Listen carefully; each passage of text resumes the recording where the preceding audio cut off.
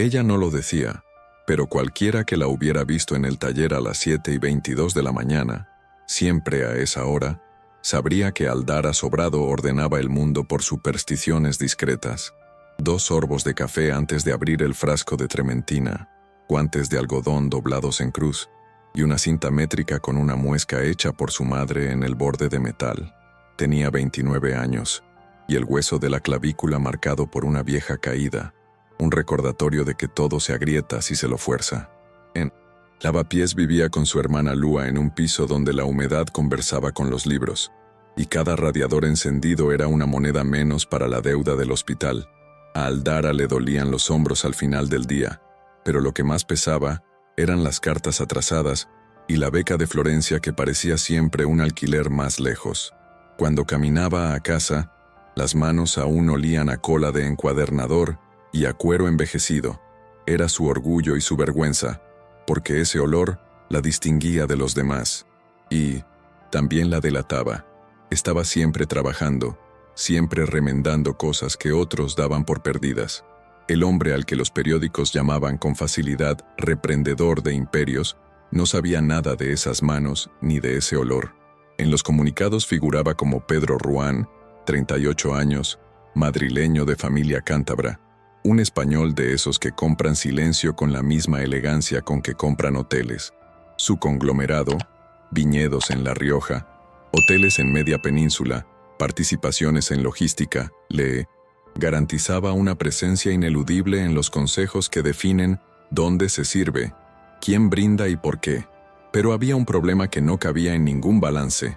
El consejo de su grupo activó una cláusula de estabilidad reputacional que condicionaba su presidencia a una vida personal asentada. La palabra dolía más que una auditoría. Asentada. Su abuela, doña Efigenia, dueña de un pasado que imponía categorías a las personas, pretendía verlo con anillo, o por lo menos, con una prometida que no oliera a improvisación. Pedro no creía en promesas fuera de un contrato, así que encargó uno. El contrato era tan simple que daba miedo.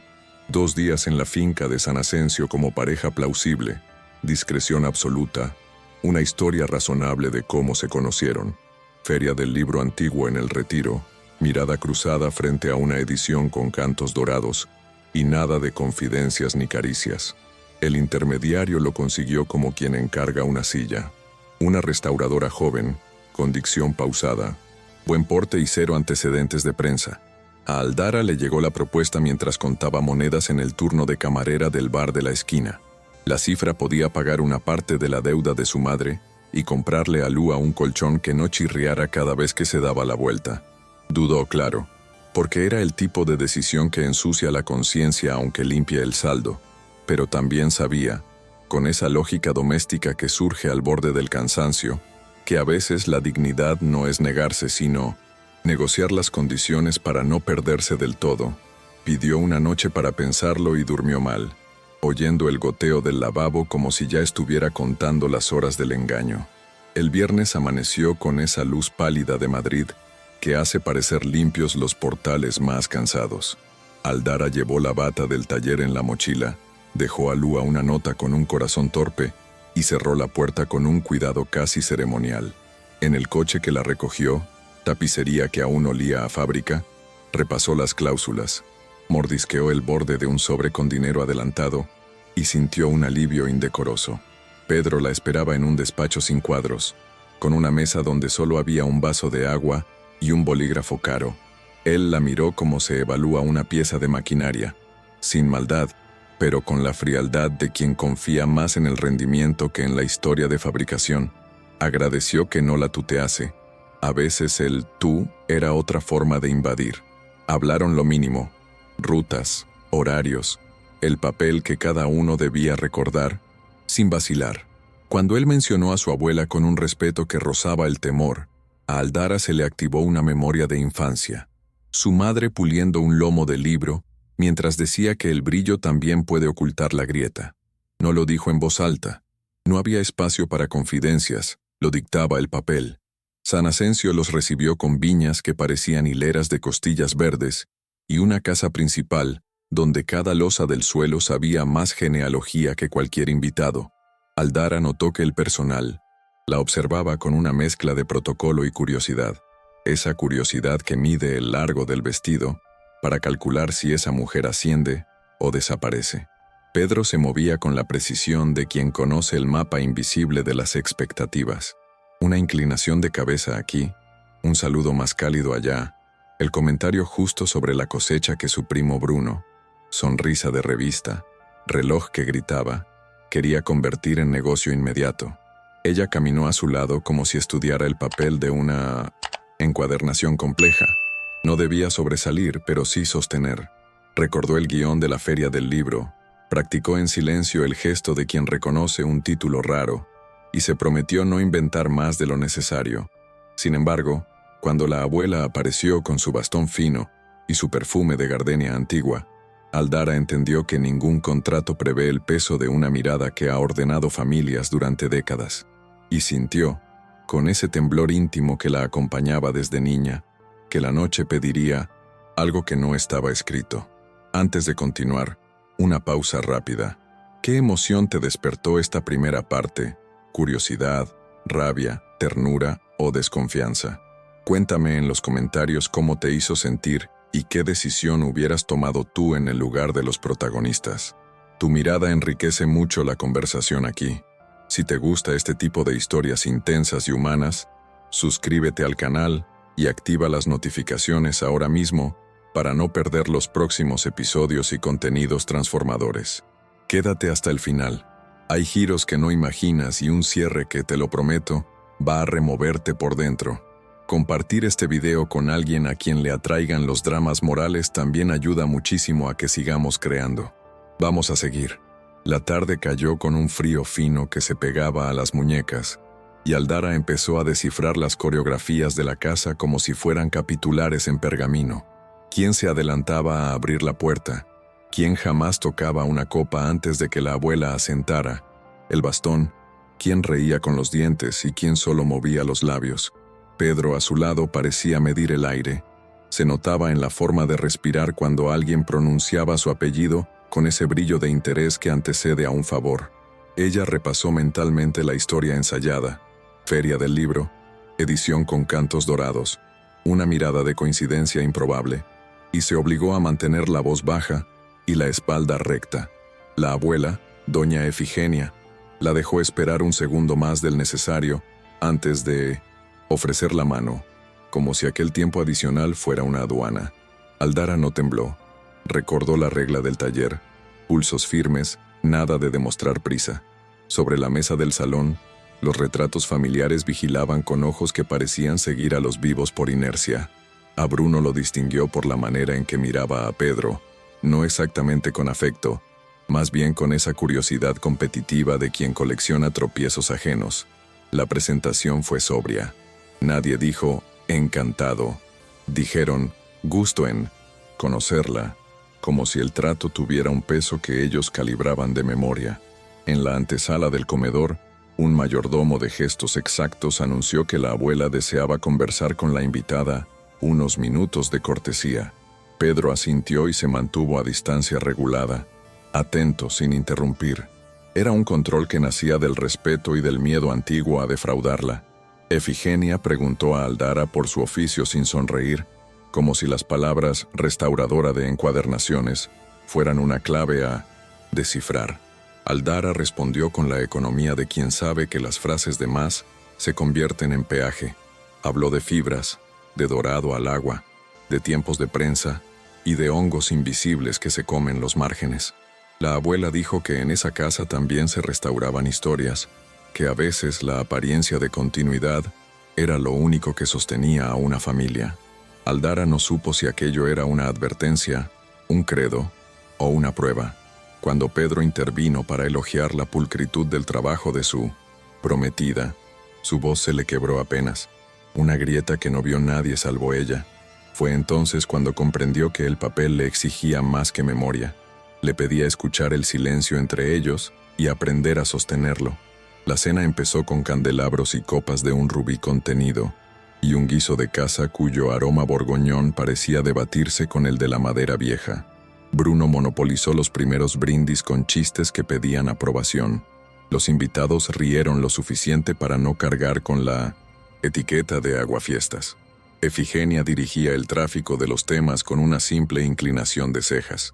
Entonces, una tía de Pedro, nombre doble, collar triple, preguntó por la infancia del nieto, y usó esa palabra infancia, como si fuera un trasto guardado en un altillo. Pedro se tensó. Su cuchillo se detuvo 1 milímetro antes del borde del plato. Fue un instante mínimo, pero en esa casa los milímetros tenían altavoces. Aldara lo vio y eligió. Contó una anécdota como si la recordara con ternura. Una tarde de feria del libro, un niño que prefería esconderse entre atlas antes que en la tómbola, un padre que lo alzaba por los sobacos para mostrarle el mapa de La Rioja como si fuera un tesoro, y una abuela que le enseñaba a oler los vinos sin beberlos, solo con paciencia. Nadie le había dicho eso. Lo inventó con un cuidado que imitaba la precisión del taller. Pero Pedro, al oírlo, parpadeó 2 veces, no para negar, sino como quien acaba de ser visto por primera vez con los ojos adecuados. El ambiente se inclinó a su favor. Alguien comentó que era bonito que una mujer supiera mirar la vida por capas. Efigenia, sin admitirlo, bajó un ápice la guardia. Lo hizo al corregir con suavidad la posición de una servilleta, gesto que, allí, equivalía a una bendición provisional. Bruno, en cambio, notó la grieta. Si aquella mujer podía leer a Pedro con esa facilidad, también podía anticipar movimientos. Y a un competidor no se le concede ese privilegio sin un precio. Empezó, entonces, su prueba disfrazada de conversación amable. Preguntó a Aldara por añadas, por diferencias sutiles entre barricas, por la topografía del valle. No lo hacía para aprender, sino para exhibir el borde de su propio conocimiento y arrinconarla. Aldara no pretendió ser enóloga. Habló de lo que sabía, comparó el olor a cuero de ciertos libros con el retrogusto de algunas crianzas, y dijo que hay vinos que, como los lomos de pergamino, se abren más si se los deja respirar sin apuro. Pedro sonrió apenas, una línea de gratitud. Bruno no, y levantó su copa exigiendo un brindis por la sinceridad en tiempos de relato. El filo de esa frase le raspó a todos el paladar. El beso llegó como llegan los errores que cambian una familia, programado para el teatro, ejecutado por reflejo, terminado con 1 segundo de más.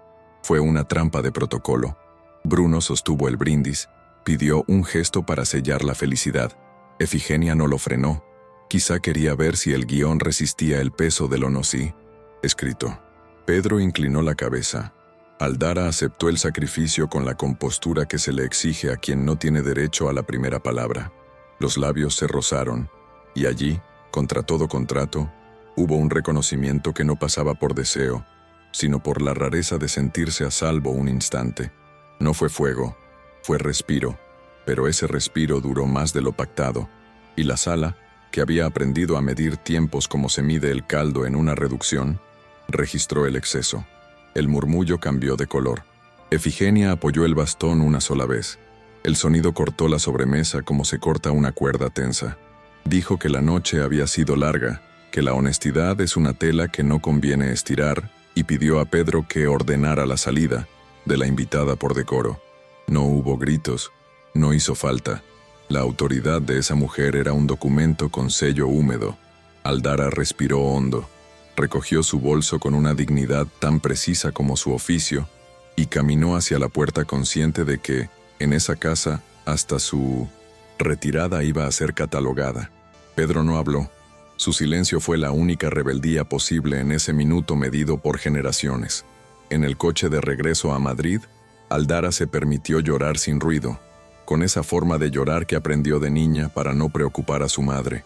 Apretar la mandíbula, dejar que la sal quedara en los labios y respirar por la nariz hasta que el aire picara. Llamó a Lua desde el asiento trasero. Dijo que llegaría tarde. Inventó un turno extra. No quería que su hermana oyera el temblor. El conductor tenía esa discreción profesional que borra los ojos en el retrovisor. Antes de que la ciudad apareciera con su corona de luces, Aldara revisó el sobre con el pago acordado. El peso del dinero no compensaba el hueco en el estómago, pero tenía forma, y las formas en su vida eran las cosas que podía alinear, como guantes o pliegos. Pensó en Efigenia y en su bastón cortando la sobremesa. Pensó en Bruno y su sonrisa de cazador, en Pedro y su silencio al borde del grito.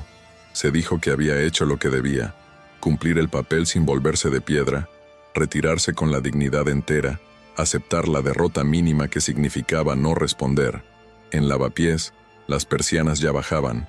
El olor a fritura tardía se mezclaba con el de la piel húmeda. Subió las escaleras contando los peldaños, como si cada uno fuera un argumento a favor de seguir. Lua abrió la puerta con los auriculares puestos y una libreta llena de garabatos. La casa olía a café recalentado y a trementina, una mezcla que para Aldara significaba hogar y cansancio a partes iguales. No hubo confesiones. Hubo, en cambio, una liturgia doméstica. Dejar el bolso, ponerse el chándal, calentar una sopa, preguntar por las tareas, escuchar a medias las risas de un vídeo. En la mesa pequeña, la factura del hospital asomaba bajo una revista. La deuda era un animal que, incluso dormido, marcaba territorio. Aldara escondió el sobre con el dinero en el cajón de los paños de cocina, donde las cosas importantes se confundían con lo cotidiano para estar más a salvo. Luego, en la cama, el sueño se negó. Cada vez que cerraba los ojos volvía la sensación del beso, y peor que el beso, el instante posterior, ese respiro que no fue de teatro. Se preguntó qué había leído en Pedro, si era compasión, si era hambre de descanso, si era solo espejo. Recordó que en el taller se enseña a no enamorarse del libro que se restaura. Tu trabajo es devolverle la estructura, no apropiarte de su historia. Aún así, el cuerpo tiene su terquedad, el corazón late con otras normas. A la mañana siguiente, Pedro desayunó con la precisión de siempre: tostada, aceite, café negro, pero dejó el móvil boca abajo y la ventana entreabierta, dos gestos impropios en él. En el grupo familiar ardían los mensajes vestidos de eufemismo. Efigenia había dicho todo bajo control, que en su idioma quería decir que nadie se mueva hasta que yo señale. Bruno, fiel a su estilo, envió un artículo sobre la importancia de la transparencia en 1900. Los liderazgos. Una puñalada con envoltorio académico. Pedro se vistió de traje oscuro para una reunión con el consejo, pero antes pidió que cancelaran la prensa del día en la finca. No soportaba la idea de que alguien de la casa leyera sobre ellos, sin entender nada. En el ascensor, miró su reflejo y se atrapó diciendo en voz baja el nombre de Aldara. No la conocía, no realmente. Sin embargo, había ocurrido ese raro movimiento interior que él solía observar en otros. La sensación de que alguien ha tocado un nervio y lo ha hecho con una delicadeza imposible de comprar. En la reunión, habló de cifras. Su voz obedeció, pero la mente no. Al salir, llamó al intermediario que la había contactado. Exigió un número, un modo de acercarse sin invadir. Lo dijo sin adornos. Necesitaba verla, no para renegociar nada, sino para limpiar el aire de lo que había quedado sucio. Esa tarde, el cielo de Madrid decidió lloviznar con tosudez, una lluvia sin épica, pero insistente, que empapaba las terrazas y dejaba la ciudad oliendo a metal. Aldara estaba en el taller, encajada entre lomos ajados y un ventilador que hacía lo que podía, restaurando una encuadernación con pérdida de dorado. Cada golpe leve de Agata le recordaba que la paciencia era su única herramienta invencible. La puerta se abrió y entró Pedro sin escolta, empapado hasta los huesos, sosteniendo con la mano el borde de un paraguas torcido.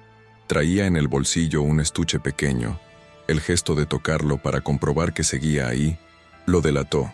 No era una proposición, era un objeto que por viejo pedía contexto. Un anillo antiguo, de oro mate, con una inscripción casi borrada. Dijo que perteneció a su abuela, a otra abuela, una de antes de las reglas, y que quería que Aldara lo examinara, que le contara su historia, si la tenía.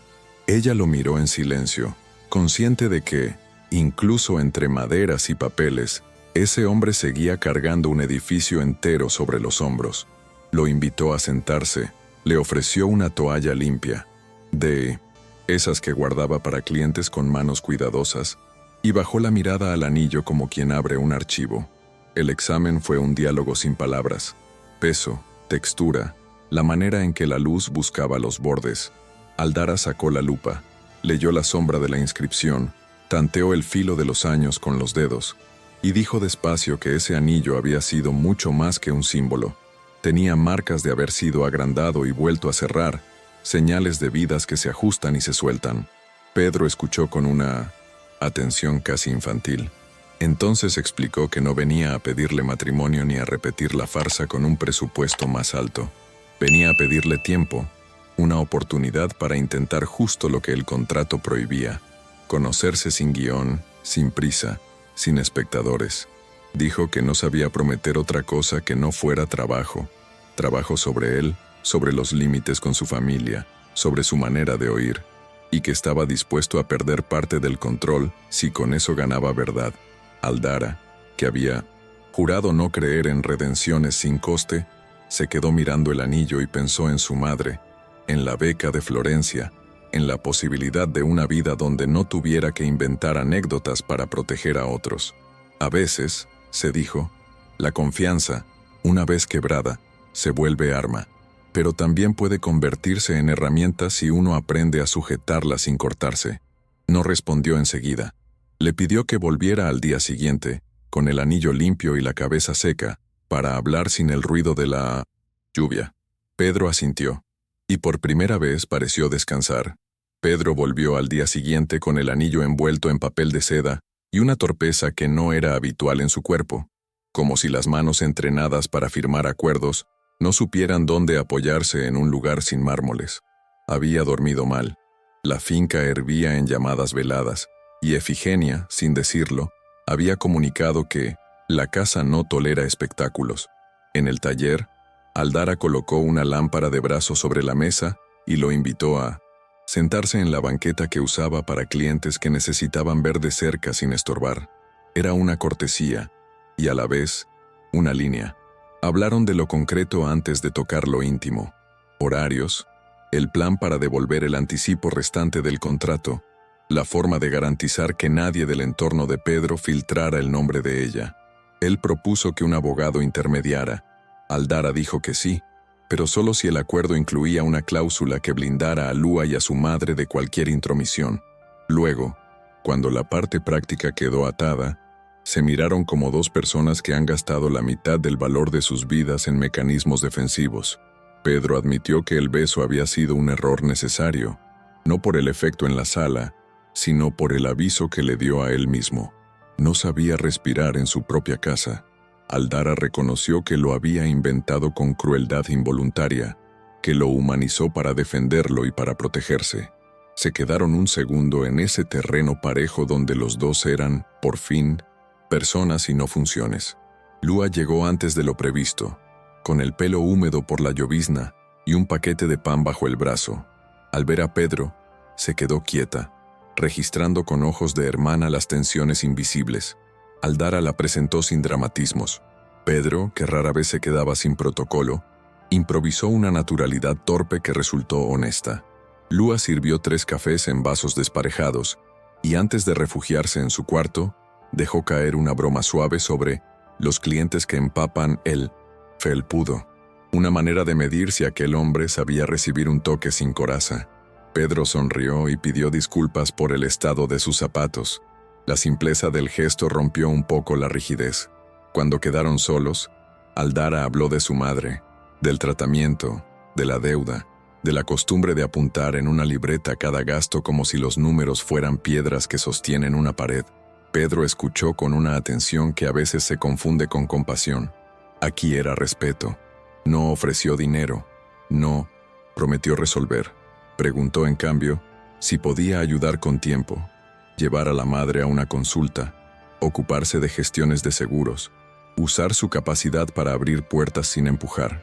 Aldara se sorprendió de que lo ofreciera sin el brillo del Salvador y lo aceptó con la condición de que se hiciera a la vista, sin favores ocultos. Fue un pacto pequeño, pero real. Por la noche, mientras en la finca se recomponían los protocolos como si nada hubiera ocurrido, Bruno movió sus hilos con eficiencia discreta. Llamó a un periodista que le debía una. Insinuó que el heredero vigilado por la abuela había contratado una actriz para fingir compromiso, que quizás había fotos, que quizás no.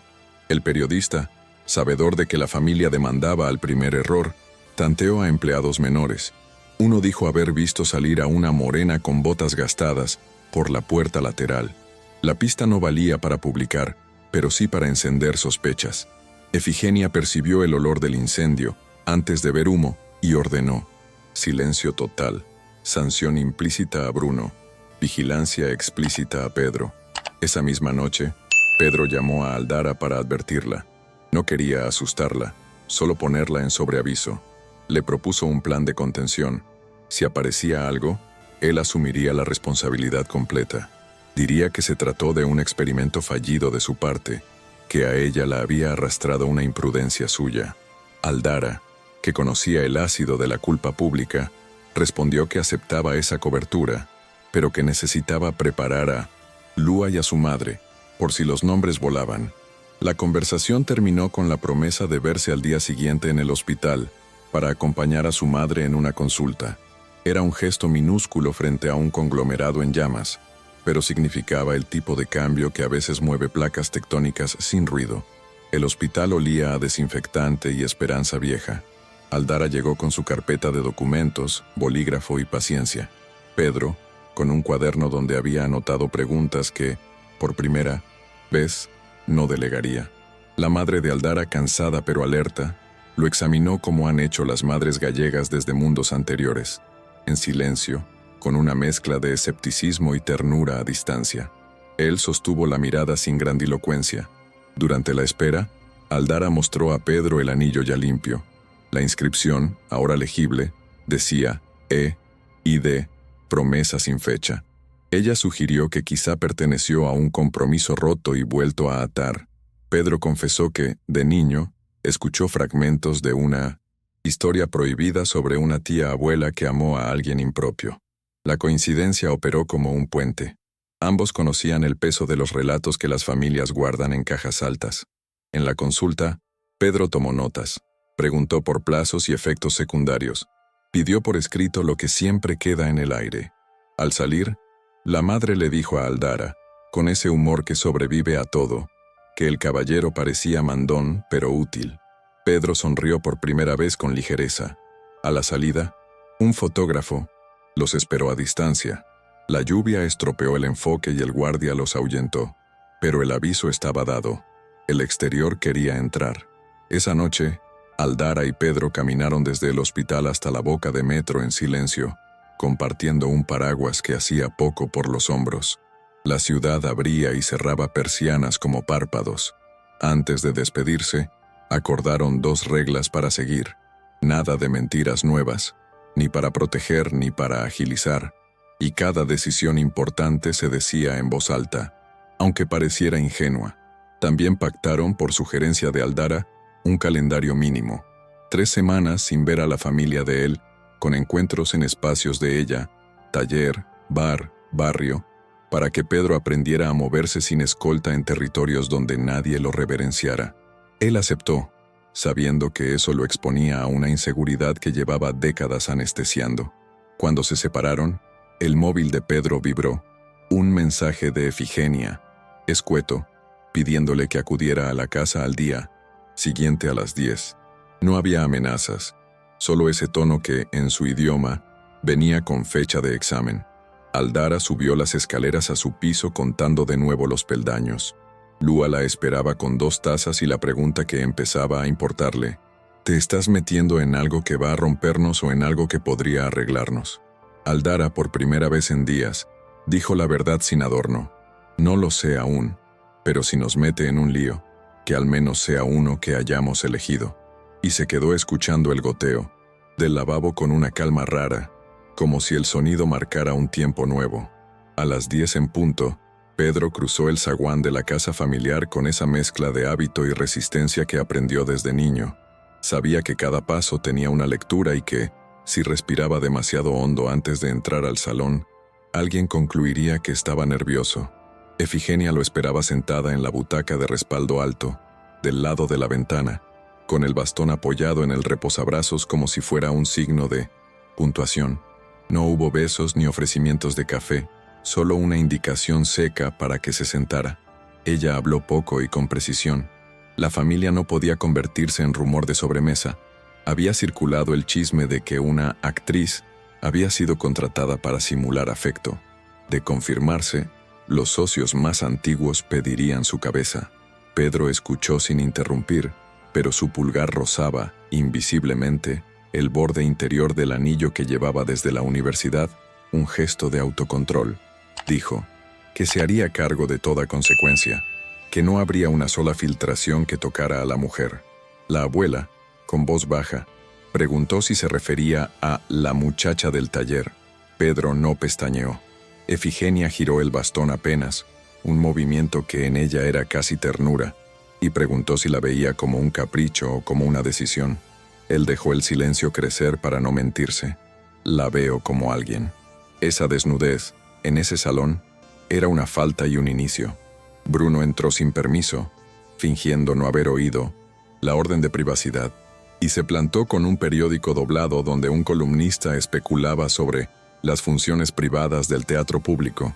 No había pruebas, solo insinuaciones, y una foto vieja de Pedro en una gala, recortada con mala idea para sugerir compañía. Efigenia pidió el periódico, lo leyó como quien analiza un balance y dijo que la casa no pelearía en barro, pero que el barro mancha aunque uno no se revuelque. Bruno sugirió tomar la iniciativa, reconocer que se trató de una campaña de imagen mal asesorada y prometer foco total en la empresa. Era una trampa elegante. Equivalía a entregar a Aldara a la pira de lo prescindible. Pedro cortó el discurso con una firmeza que sorprendió al propio cuerpo. No habría confesión sobre algo que no era crimen. No iba a encubrir la verdad con una mentira rentable. Bruno sonrió, esa sonrisa que imita la simpatía, y deslizó que quizá la muchacha necesitaba entender cómo funciona el mundo real. Fue la única vez en la reunión que Efigenia mostró desagrado abierto. Recordó que en esa casa se trataba a los invitados con dignidad, incluso cuando el mundo los confundía. Bruno, herido en su vanidad, salió dejando una amenaza envuelta en cordialidad. La prensa no espera a que aprendamos modales. Pedro, al quedarse a solas con su abuela, dijo que necesitaba tiempo. Ella respondió que el tiempo, en su edad, tenía otro precio, pero le concedería una semana. A cambio, él debía presentarse el domingo en San Asensio con un plan y, preferentemente con la cabeza fría. Ese mismo día, Aldara enfrentó su propio consejo, menos solemne pero igual de definitivo, el del bar donde hacía turnos. El encargado, que la apreciaba por su puntualidad, le enseñó un mensaje anónimo con una foto borrosa de ella saliendo del taller con Pedro bajo la lluvia. «Cuídate», decía, sin firma. En otro tiempo, Aldara habría guardado el miedo en el bolsillo y seguiría sirviendo cañas como si nada. Ahora entendió que la exposición no era solo un susto, era un mapa que otros podían usar para llegar a su casa. Llamó a Lua, revisó cerraduras, avisó a su madre de que quizá aparecerían periodistas con preguntas dulces y micrófonos filosos. En el taller, decidió adelantar entregas para limitar idas y venidas, y entregó a una clienta vieja un libro restaurado con un abrazo que duró un segundo más de lo profesional. Por la tarde, salió a comprar una lámpara mejor. Si iban a leer juntos el anillo y otras piezas, necesitaba luz precisa, pensó, mientras comparaba bombillas, que su vida se había vuelto una combinación rara de minucia y tormenta. Lo único que la sostenía era el pacto de no mentir. Aún así, el cuerpo le delató el miedo. Se descubrió mirando los reflejos en escaparates para comprobar si alguien la seguía. No dramatizaba, tomaba conciencia, y esa conciencia es un músculo que duele cuando se estrena. Pedro y Aldara se encontraron al anochecer en el bar pequeño de la esquina, donde las sillas de metal suenan a verdad y el camarero no pregunta, sirve. Eligieron una mesa al fondo, lejos de la ventana, y hicieron algo poco habitual en dos adultos entrenados para sobrevivir en sistemas. Contaron, uno al otro, sus límites como si fueran cláusulas de un contrato emocional. Ella dijo que jamás aceptaría ser escondida. Prefería una retirada honesta a convertirse en sombra útil. Él dijo que no podía ofrecer espontaneidad perfecta, que su vida estaba hecha de agendas y que aprender a improvisar le tomaría disciplina. Ella exigió que, si la familia lo ponía entre la espada y el cuello, él nombrara el conflicto, no lo tradujera a tecnicismos. Él pidió que, si ella sentía el impulso de protegerlo mintiendo, lo avisara antes de actuar. Hablaron de dinero y de orgullo con una franqueza incómoda. Él se ofreció a cubrir la deuda del hospital. Ella lo detuvo con una mano alzada. Aceptaría asesoría, no cheques. Acordaron que él pondría a un gestor pro bono para pelear mejor con la aseguradora. Cuando el camarero trajo croquetas, Larry, escena se alivió un poco. El olor a bechamel crea treguas silenciosas. Fue entonces cuando Pedro, mirando el borde de la mesa, confesó que el domingo debía volver a San Asensio con un plan. Aldara no prometió acompañarlo. Dijo que primero quería ver cómo hablaba él con su abuela sin intermediarios. Era una prueba, sí, pero limpia. La prueba siguiente llegó sin permiso.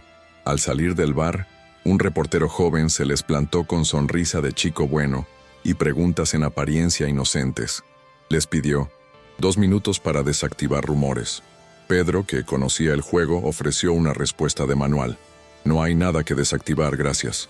Aldara, consciente de que el silencio a veces se interpreta como culpa, añadió solo que trabajaba, que esa era su prioridad y que no tenía nada más que decir. El reportero insistió, nombró a Bruno como fuente indirecta, dejó caer la palabra montaje. Pedro lo miró con una calma que allá adentro era violencia. Preguntó el nombre del medio, tomó una foto del carné y anunció que cualquier publicación que vulnerara la intimidad de una trabajadora cargaría con una demanda. No alzó la voz. La firmeza bastó. El chico reculó, pero no del todo. Hizo una seña a su fotógrafo, que ya había disparado 3 veces a pesar de la lluvia. Aldara sintió la humillación muda de saberse registrada sin permiso, esa mezcla de rabia y pudor que deja la piel eléctrica. Pedro le puso una mano en la espalda, no para guiarla, sino para recordarle que estaba. Fue un gesto, simple y grande a la vez. Subieron a un taxi sin hablar. En el trayecto la respiración de ambos fue poniéndose a ritmo, como si los cuerpos entendieran antes que las palabras que la batalla había empezado. El sábado por la mañana, la casa de Efigenia amaneció ordenada como un tablero de ajedrez. La matriarca citó, además de a Pedro, a 2 consejeros veteranos para una charla informal que en ese código equivalía a una inspección. Quería medir si la lealtad al nieto resistía un temblor de prensa. Pedro llegó con traje sin corbata, el máximo gesto de relajación que se permitía allí, y un cuaderno donde había escrito, con letra propia, 3 columnas: daño posible, acciones de contención, compromisos claros. Expuso sin teatralidad. Asumiría públicamente la responsabilidad de cualquier malentendido, protegería con abogados a la restauradora, no cedería a la tentación de convertir a una persona en instrumento de reputación. Los consejeros escucharon, intercambiaron miradas de cálculo. Uno preguntó si estaba dispuesto a renunciar si la tormenta escalaba. Pedro dijo que estaba dispuesto a renunciar si la empresa quedaba en riesgo, pero no por extorsión emocional interna. Efigenia tomó nota del matiz. Reconoció, en su fuero íntimo, un gesto que no veía desde su marido: la negativa a entregar a los suyos como tributo preventivo. No lo dijo. En su idioma, el elogio es escaso. Anunció, sí, que el domingo invitaría a almorzar a la muchacha si aceptaba, y que quería conocer su oficio con ojos propios. Pedro se sorprendió del movimiento y por primera vez en 2 días, permitió una esperanza modesta. Quizás la familia podía aprender una forma distinta de decoro.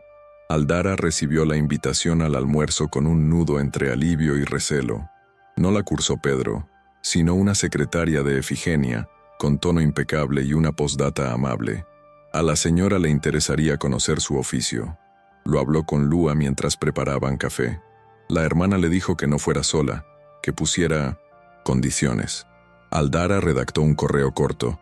Asistiría si podía llevar una caja con materiales para mostrar el proceso y si la conversación se limitaba al trabajo. Nada de preguntas personales fuera de lo público. La respuesta llegó en 10 minutos. De acuerdo.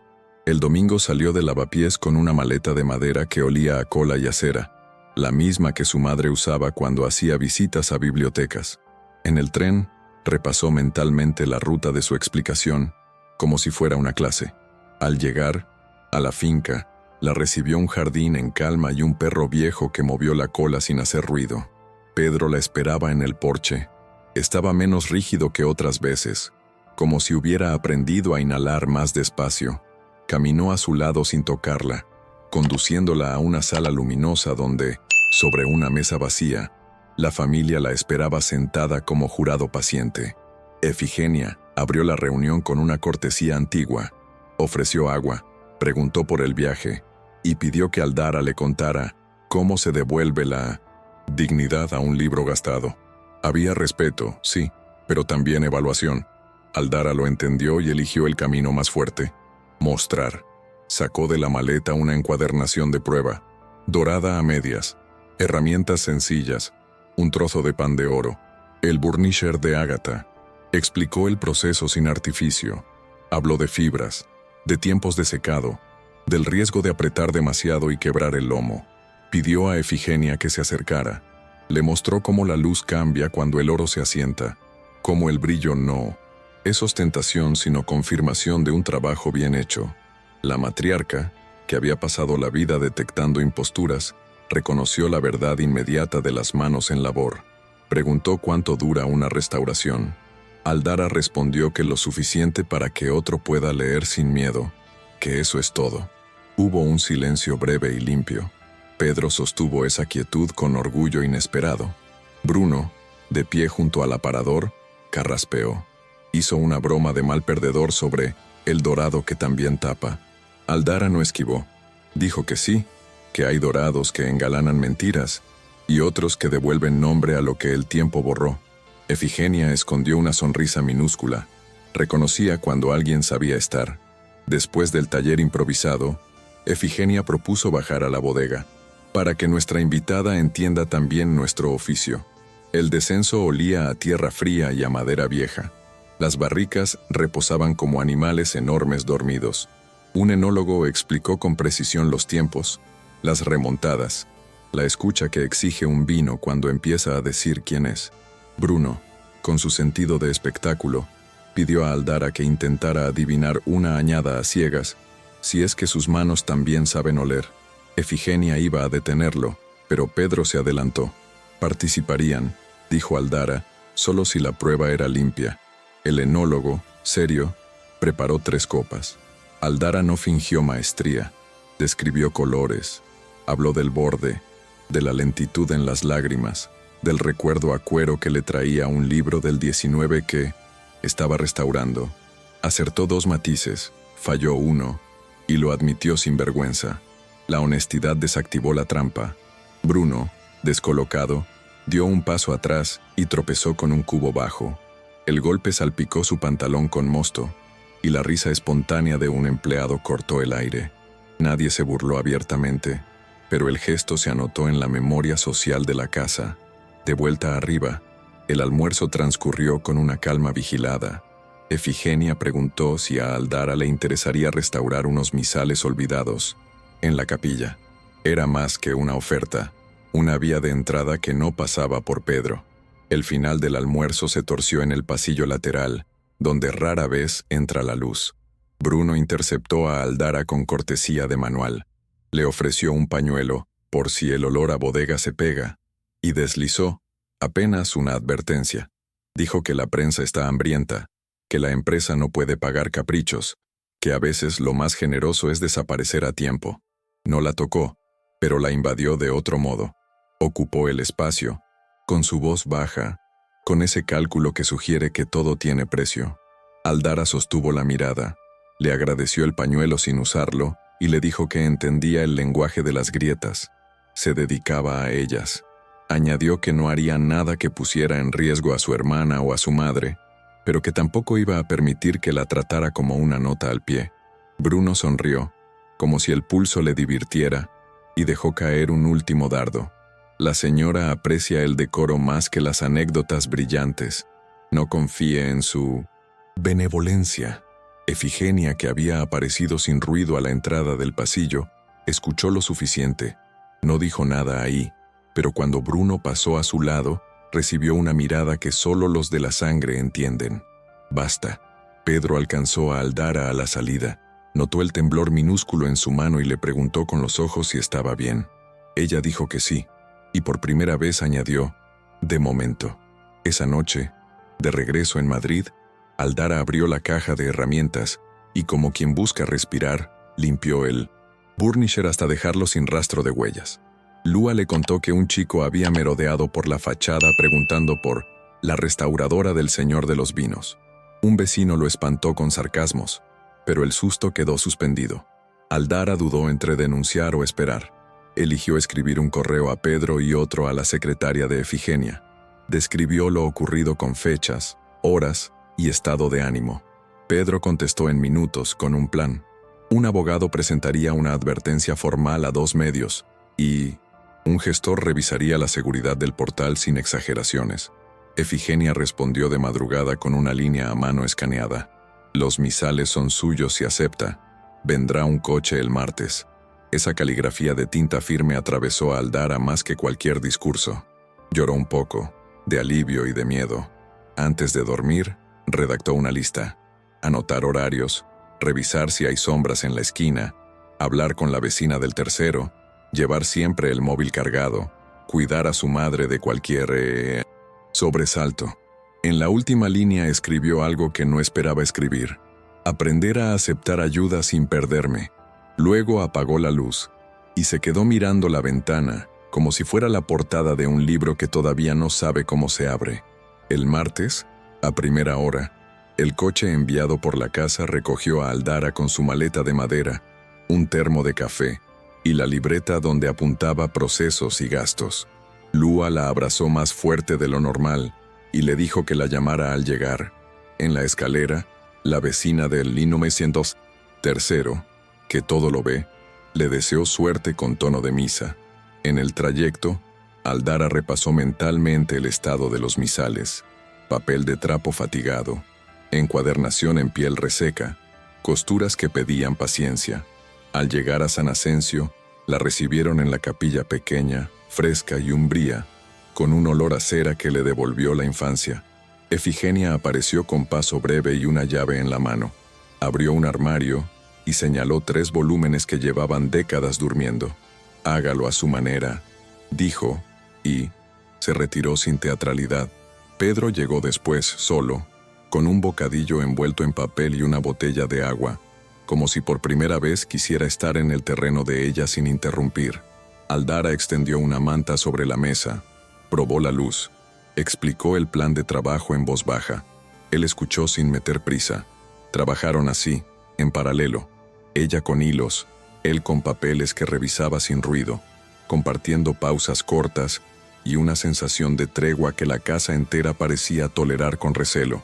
Media mañana, entró a la capilla una señora del pueblo con una vela y se quedó mirando el ritual de Aldara con respeto. Preguntó si los misales volverían a usarse, y Aldara respondió que esa era la idea: restaurar para leer, no para encerrar. La mujer sonrió, dejó la vela por los vivos, no por los muertos, y se fue en silencio. Ese pequeño gesto alivió un nudo en el estómago de Aldara. Recordó las manos de su madre en el taller, marcadas de curar lo que otros desechan. Pedro, atento, comentó que había algo en esa escena que le enseñaba más sobre liderazgo que cualquier seminario: cuidar lo que no da titulares. Ella no replicó, pero anotó mentalmente que él estaba aprendiendo un idioma sin traductores. Al mediodía, Bruno asomó la cabeza con cordialidad de escaparate y ofreció ayuda mediática, presentar el proyecto como iniciativa cultural de la empresa. Pedro agradeció y negó en el acto. Dijo que no iba de empresa, que era una decisión familiar y un encargo privado. Bruno se retiró con 1900, los labios apretados. Minutos después, 2 notificaciones llegaron al móvil de Pedro. Un blog insinuaba que la restauradora era novia en prácticas, y otro replicaba la malicia con fotos borrosas. Pedro guardó el teléfono, Respiró hondo y miró a Aldara. Ella alzó las cejas como diciendo, «Lo sé». Decidieron seguir, porque a veces la mejor defensa es no moverse del lugar verdadero. Por la tarde, Efigenia volvió a la capilla con una silla plegable y se sentó a mirar, sin vigilancia ni preguntas. Observó cómo Aldara hidrataba la piel, cómo limpiaba el oro sin arrancarlo, cómo reforzaba el lomo con un mimo que no era debilidad, sino método. Después de un rato, habló. «Mi marido decía que las casas se sostienen por dentro, no por la fachada». Aldara replicó, con simpleza, que los libros también. Si el cosido está firme, el resto se aguanta. Efigenia hizo un gesto leve que, en su gramática, equivalía a asentir. Contó entonces, sin detalles de novela, que la inscripción del anillo, E y D, promesa sin fecha, había sido un secreto de juventud en la familia, una historia de afecto que no pasó el filtro de la época. Lo dijo sin fragilidad, como quien entrega un archivo para su catalogación. Pedro sostuvo la mirada de su abuela con gratitud. «No se confunda», añadió Efigenia. «Decoro no es mentira, es medida». Y se fue. Cuando quedaron solos, Pedro confesó que esas 3 frases le pesaban como un programa. Aldara, sin consolarlo, señaló que aprender medida no era callar, era elegir el momento. Le pidió que no la defendiera con titulares, sino con actos pequeños sostenidos. Aparecer a la hora, no prometer de más, nombrar las cosas. Él dijo que podía intentarlo, y por primera vez la palabra intentar no sonó a excusa, sino a plan. Al día siguiente, la prensa subió el volumen. Bruno filtró sin dejar huellas un audio donde un empleado comentaba que la muchacha ya pasea como señora. No era una acusación, era veneno.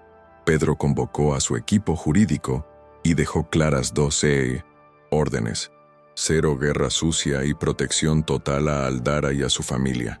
Redactaron una nota breve donde reivindicaba su derecho a una vida privada y donde advertía acciones legales ante difamación. La publicaron sin foto, sin pose. En paralelo, Pedro se plantó en el taller de lavapiés con un cerrajero y un administrador de finca para instalar, legalmente y con permiso, una cerradura mejor y poner en orden el portal, con recibos a nombre de la comunidad para que nada se interpretara como invasión. Aldara resistió el impulso de decir que no. Aceptó porque el gesto estaba bien hecho. Por la tarde, en la finca, continuó con el segundo misal bajo la luz nueva que exigió para trabajar. En un descanso, recibió una llamada del hospital. Reprogramaban una prueba de su madre. Pedro interrumpió lo que hacía y dijo, «Vamos». Pospuso una videoconferencia y se subieron al coche bajo un cielo que amenazaba tormenta. En la sala de espera, entre carteles de dietas y calendarios descoloridos, él hojeó su cuaderno. Ella le limpió una mancha de tinta del pulgar. Era una intimidad sin ruido, del tipo que asusta a quien vive de titulares. La prueba salió mejor de lo temido y peor de lo deseado. Había avances lentos y una lista nueva de cuidados. La madre, con una media sonrisa, preguntó a Pedro si sabía cocinar algo más que reservas de hotel. Él prometió una tortilla y cumplió esa misma noche en la cocina pequeña del piso, girándola con torpeza supervisada por Lua, entre risas que aflojaron el aire. Después de cenar, Aldara sacó la caja del anillo y lo colocó sobre la mesa, ya limpio, ya legible. Dijo que había pensado una cosa, que quizá la mejor manera de honrar lo que ese oro prometía era usarlo como contraejemplo, no como destino. No necesitaban anillos para dejar de fingir, necesitaban hábitos. Propuso un plan semanal, una tarde sin teléfonos para hablar, una mañana juntos en el taller o la bodega, una visita mensual a su madre, alternando quién conduce la conversación con los médicos. Pedro aceptó como quien firma algo que por fin desea. Entonces, en el televisor del bar de la esquina, apareció un avance. El domingo, un programa pretendía contar la verdad sobre el heredero y su novia de papel. Las imágenes eran borrosas, la música, venenosa. Lua bajó el volumen. Aldara sintió el viejo gesto de apretar la mandíbula y respiró por la nariz hasta que el aire picó. «No nos escondamos», dijo, con la voz estable. Pedro asintió. No huirían, pero tampoco se pondrían de pie a sostener un circo. Al día siguiente, regresarían a la finca a terminar el tercer misal. Ese, decidió Aldara, iba a quedar tan firme que resistiría dedos nerviosos y miradas torcidas, porque a veces lo único que se puede controlar es el cocido. El domingo amaneció tirante, con ese silencio de días en que la ciudad parece sostener la respiración. Aldara y Pedro llegaron temprano a la finca para terminar el tercer misal. Ella había dormido poco, pero la concentración le acomodó el pulso. En la capilla, el oro tomó la luz como una promesa discreta y el lomo recién reforzado se dejó cerrar sin quejarse. Cuando emergieron a la casa grande, ya circulaban mensajes. El programa de la noche había dedicado el avance principal a la novia de papel. Efigenia pidió que nadie encendiera televisores durante el almuerzo y que solo se hablara de vendimia y logística. Era su manera de blindar el corazón del domingo. Pedro sostuvo la normalidad a fuerza de gesto sobrio. Bruno, sin embargo, cultivó la risa templada de quien aguarda la hora de su argumento.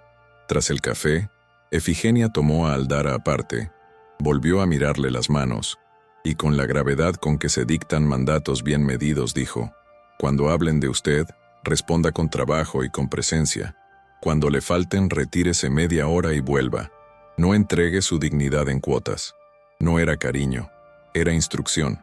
Aldara la recibió como quien toma un instrumento nuevo y se compromete a aprenderlo. La emisión llegó con estridencia y planos recortados, pero menos munición de la esperada. Imágenes de Aldara y Pedro a la salida de bares, un par de tomas borrosas frente al hospital, especulaciones ilustradas con balsas de archivo donde todo parecía maquillaje. Lo más grave fue un testimonio encapuchado, voz distorsionada, que aseguraba que la joven había cobrado por hacer de novia. No hubo nombres, no hubo recibos. Pedro, que miró la emisión con los abogados al teléfono, había preparado una respuesta preventiva, un comunicado, firmado por él, no por la empresa, donde hablaba de vida privada, de protección a trabajadores que nada debían a la opinión pública y, por primera vez, de un límite claro a su familia. Quien filtre, responde. La nota, sobria y sin adjetivos, cortó el ruido más de lo previsto. Aún así, al día siguiente la puerta del taller amaneció con 2 periodistas y un fotógrafo esperando una frase fácil. Aldara respiró como en los días de encuadernación delicada, salió con la bata puesta y dijo, sin temblor, que trabajaría toda la mañana, que no contestaría preguntas personales y que, si insistían, llamaría a la policía. Uno empujó demasiado la cámara. Un vecino soltó un carraspeo de bronca. Bastó. Retrocedieron con resentimiento. El día siguió con cola, oro y silencio útil. Bruno no se rindió. Quiso mover la batalla a los despachos. Hizo llegar al consejo una carpeta con informes sobre riesgos reputacionales vinculados a relaciones no consolidadas y un borrador de plan que proponía su asunción interina de funciones hasta que la tormenta amaine. Efigenia, que jamás había amado la palabra interino, citó a Pedro y a Bruno en su despacho a la hora de la siesta, cuando el resto de la casa afloja. Leyó los papeles con 2 dedos, preguntó por la fuente y se encontró con vaguedades. Pidió a Bruno que explicara por qué su plan pedía firmar contratos de distribución con empresas donde él tenía participaciones menores. El primo, por primera vez, se despeinó el discurso. Pedro no, remató. Se limitó a señalar conflictos de interés con fechas y porcentajes anotados en su cuaderno. No había espectáculo, había método.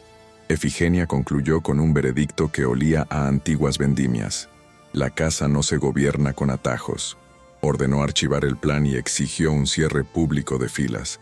Bruno sonrió lo justo para salvar la máscara, pero en los ojos acusó recibo. Comprendió que, si quería echar mano de Aldara para hacer caer a Pedro, tendría que buscar otra grieta. Y buscó. La grieta siguiente fue un detalle en apariencia menor. Una factura inflada de un proveedor de seguridad que jamás pisó el portal de lavapiés. Aldara la detectó al revisar los recibos de la comunidad. Había pedido verlos para asegurarse de que nada se cargara a escondidas. y encontró una cifra que no casaba con los trabajos realmente hechos. Llamó a Pedro, mandó foto, explicó el desajuste con esa claridad que deshace la trampa sin ruido. Pedro agradeció, tiró del hilo, y en 2 llamadas, supo que la empresa del papel guardaba relación con un asesor de Bruno. El golpe, aunque pequeño, era pulcro. No solo mostraba mala fe, mostraba torpeza. Pedro llevó la información a Efigenia con una frase medida. No solo ensucian, también cobran por limpiar lo que no han ensuciado.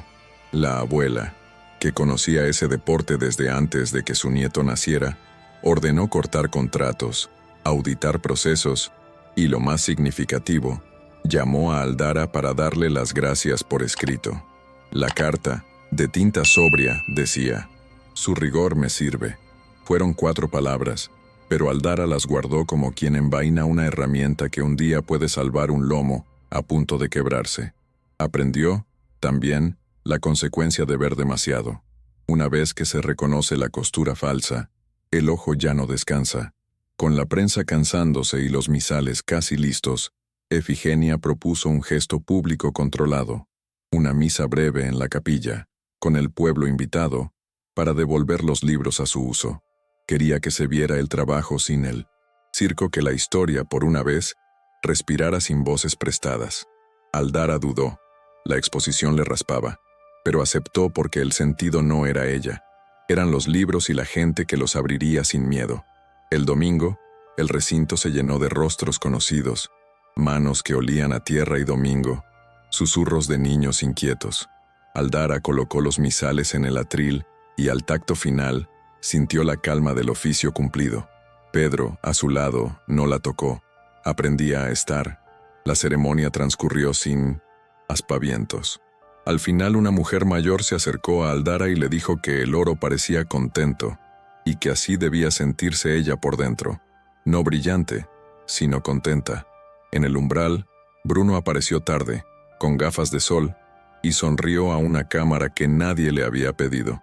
Efigenia lo dejó hacer, quizá por última vez. Cuando el pueblo se dispersó, el silencio de la capilla quedó lleno de un tipo de prestigio que no se compra, el que huele a cola, a cera, a paciencia.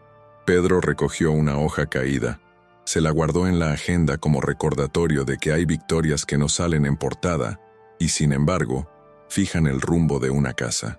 El lunes siguiente, cuando la capilla ya olía a tarea cumplida y la finca parecía respirar más hondo, Bruno eligió un frente nuevo. Convocó a espaldas de Efigenia a un encuentro con distribuidores en un hotel del centro y filtró a 2 columnistas que Pedro daría definiciones. No era una rueda de prensa, pero lo parecía. El cálculo era simple: poner a Pedro bajo focos para forzarlo a elegir entre blindar a Aldara o blindar la empresa. Pedro se enteró por un mensaje de su director comercial y, contra su reflejo de controlar desde la sombra, decidió asistir. Llamó a Aldara antes de salir y le dijo la verdad sin maquillaje: «Van a intentar usar tu nombre para quebrarme. Si no contesto, dirán que te escondo. Si contesto, dirán que te exhibo». Ella escuchó con los codos en la mesa del taller, el burnisher frío en la palma, y respondió lo único que tenían pactado: «Nombra el conflicto, no me uses. Si te preguntan por mí, di que soy una trabajadora con la que estás aprendiendo a no fingir. Si te atacan, no me defiendas a gritos, defiéndeme con consecuencias». Al colgar, Aldara apoyó la frente en la madera. La desigualdad no desaparece porque 2 personas se miren bien. Se desarma de a gestos, y cada gesto duele. Llevó la mano al anillo en su caja y lo dejó quieto. Ese oro no iba a convertirse en escudo, ni en trofeo. Sería prueba de que la casa podía contar otra historia sin romperla a ella. En el hotel, el aire tenía el brillo de los días en que la ciudad se disfraza de solvencia. Bruno abrió la sesión con su sonrisa de catálogo y habló de rutas, márgenes, crecimiento. Parecía impecable hasta que, en una pregunta técnica desde el fondo, un periodista con voz demasiado neutra mencionó las distracciones privadas y pidió a Pedro alguna clarificación a efectos de gobernanza. Era el disparo. Pedro sostuvo la mirada al público y eligió el terreno que menos domina su clase. La frase corta sin trampa. Dijo que su vida privada no sería usada como moneda, que ninguna trabajadora sería sacrificada para calmar ansiedades ajenas, y que, si alguien en la empresa filtraba información o presionaba a terceros, respondería con su cargo y con su patrimonio.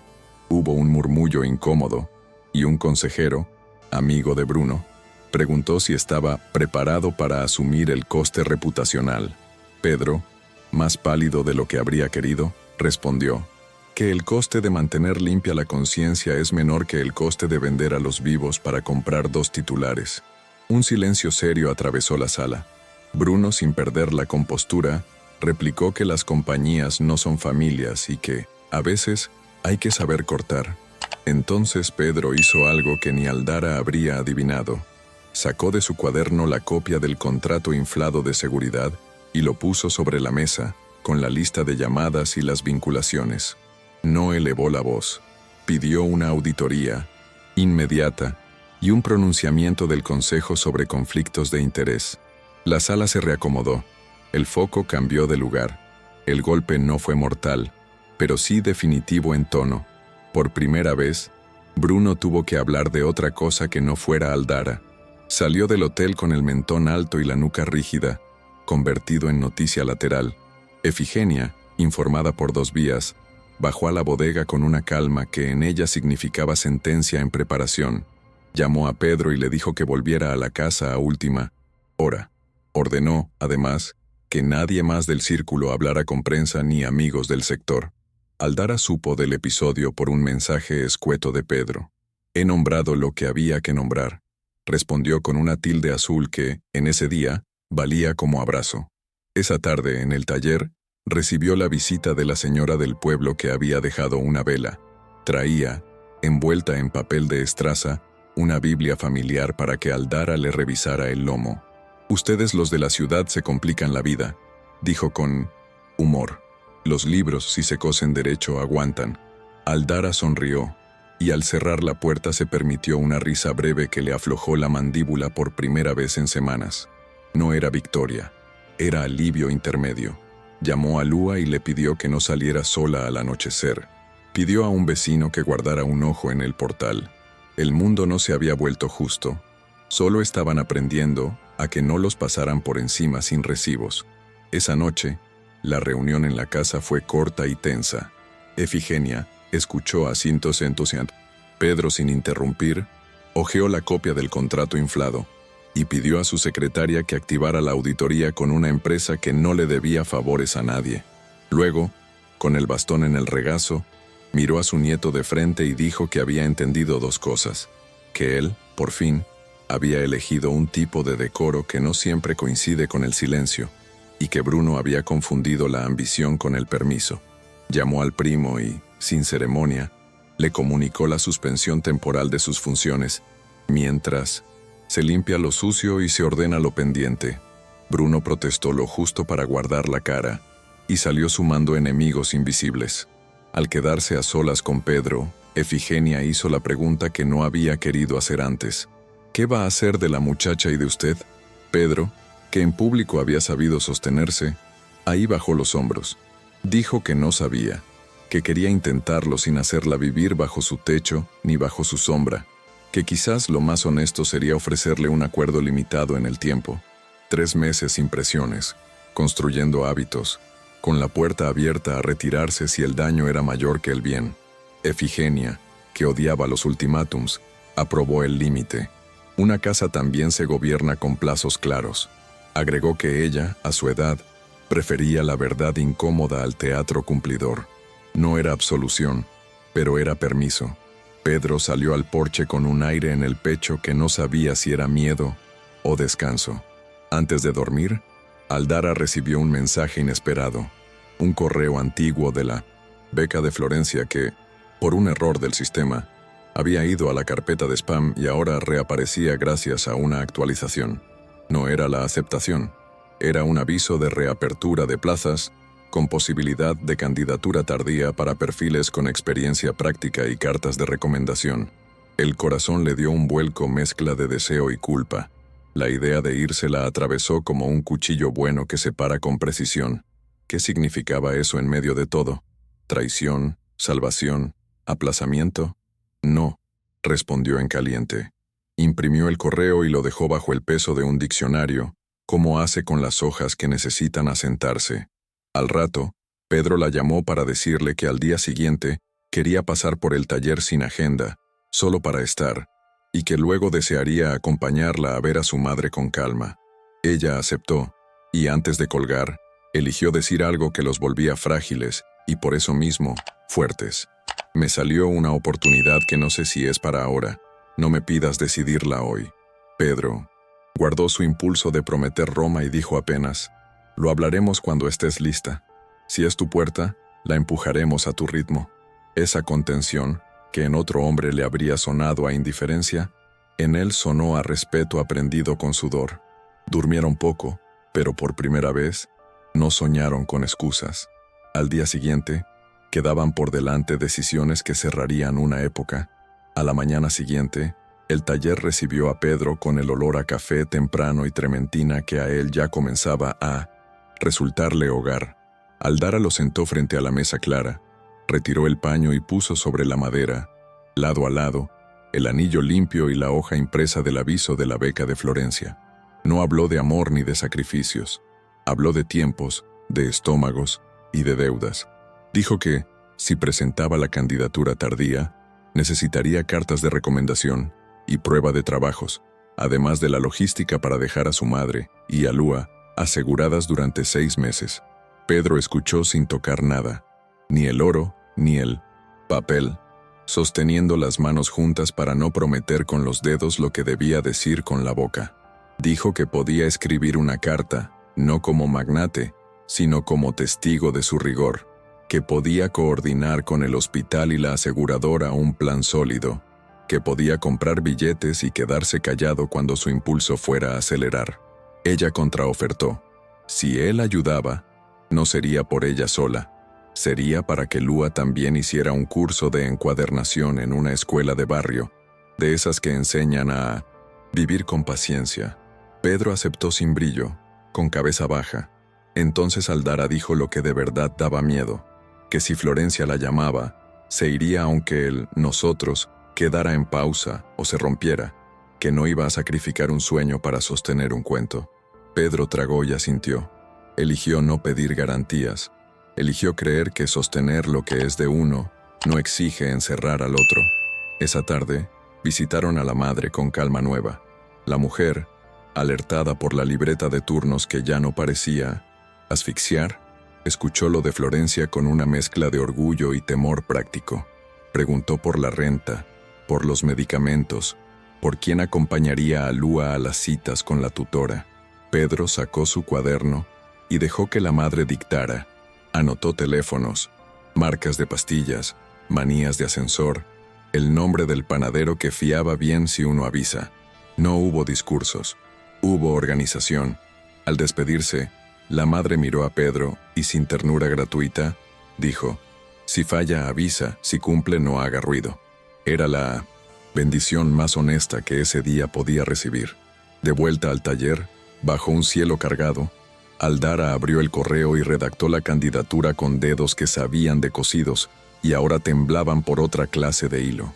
Adjuntó fotos de trabajos, la carta de una profesora que le debía un favor, y dejó el campo de recomendación externa vacío, a la espera del texto de Pedro. Él, de pie a su lado, pidió permiso para usar el ordenador un momento. Escribió la carta sin grandilocuencia, fe de disciplina, de silencio, de método. La imprimió, la firmó y la escaneó. No hubo beso para sellar. Hubo un gracias pronunciado sin escudo y una mano que se retiró a tiempo para no convertir la ayuda en jaula. 2 días después, el Consejo publicó la suspensión de Bruno y el inicio formal de una auditoría externa. No fue una cruzada, fue un boletín sobrio con fechas y responsables. En los corrillos, algunos celebraron en voz baja y otros contaron los días para vengarse. Así son las casas viejas cuando alguien mueve las sillas. Efigenia citó a Aldara sola en la capilla, sentadas de nuevo frente a los misales ya usados, ahora con marcas de dedos recientes que a la restauradora le parecieron hermosas. La matriarca habló sin bastón. Dijo que había visto hombres fuertes hacerse pequeños y mujeres pequeñas hacerse fuertes. Dijo que no iba a opinar sobre la beca, que no era su lugar, pero que la casa sabría tener decoro si Aldara elegía irse sin ruido ni deuda. Añadió que el anillo, si alguna vez tenía destino, debía ser un recuerdo y no un mandato. Aldara agradeció con la cabeza. No prometió volver ni quedarse. Efigenia, a su modo, le dio algo mayor que permiso, una instrucción para la memoria de los vivos. A mi edad, lo único imprescindible es que lo que se haga no nos avergüence ante nuestros muertos, dijo, y tocó el lomo del misal como se toca un hombro. Cuando salió, Pedro la esperaba en el porche con 2 billetes de tren a La Rioja para el fin de semana. Quería enseñarle el valle, sin público, solo viñas y aire. Aldara aceptó. No era un premio ni una despedida, era un descanso antes de que la rueda volviera a exigir cuentas. El correo llegó un jueves a las 11:07, con asunto sobrio. Candidatura extraordinaria. Resolución. Aldara respiró hondo, leyó sola en el taller y dejó que la noticia se posara como se posa el oro, sin estruendo. La habían admitido, con inicio en 6 semanas. Había que correr, ordenar, despedirse, construir un puente para Lua y para su madre, y soportar la distancia con Pedro sin convertirla en novela. Llamó a Lua primero. La hermana gritó, lloró, rió, y en esa mezcla la juventud encontró su lugar. Llamó a su madre después. Hubo silencio largo, y luego un, entonces vete, pero no dejes que nadie te haga pagar el precio 2 veces.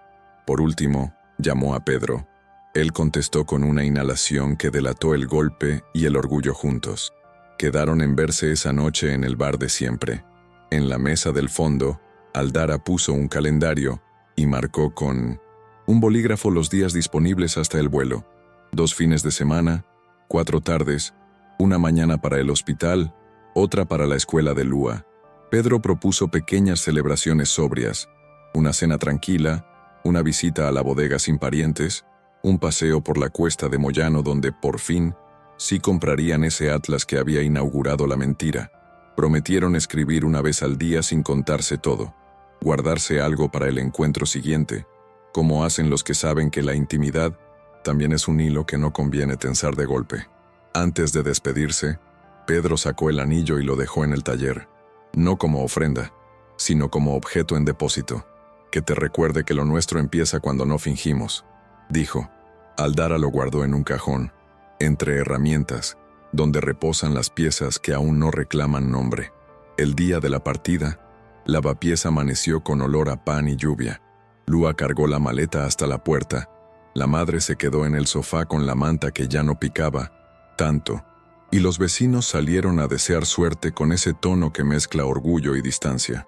Pedro esperaba abajo, sin escolta, con un termo de café y una bolsa de panecillos. No hubo escenas, hubo logística, comprobar documentos, repasar la lista de teléfonos, revisar que la nueva cerradura cerrara suave. En Atocha, entre altavoces que reclamaban equipajes y viajeros que no tenían historia, se permitieron un abrazo entero, sin miedo a cámaras, porque a veces el coraje es precisamente no mirar alrededor. No me prometas eternidades, pidió Aldara. Prométeme que si esto se rompe, lo diremos sin insultarnos. Pedro asintió. No ofreció futuro en neón, ofreció presencia en minúsculas, pagar en fecha la cuota del seguro de la madre, llevar a Lua a 2 clases a la semana, viajar a Florencia un mes después si ambos lo deseaban. Cuando el tren anunció embarque, ella sintió ese tirón que confunde vértigo con destino. Subió sin volverse demasiado, porque sabía que mirar atrás tiene su droga. Desde el asiento, escribió un mensaje que decía: «No te debo mi sueño, pero te agradezco el espacio para alcanzarlo». Él respondió con una foto de la capilla y otra de la hoja seca guardada en la agenda. No hubo promesas, hubo medidas. Y aún así, los dos supieron que esa medida ya les había cambiado la respiración para siempre.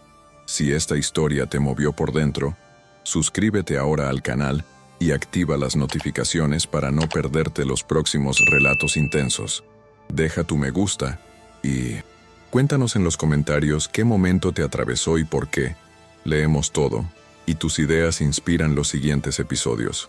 Al finalizar el video, mira la historia recomendada que aparecerá a la izquierda de tu pantalla. Es otra travesía emocional que no querrás dejar pasar.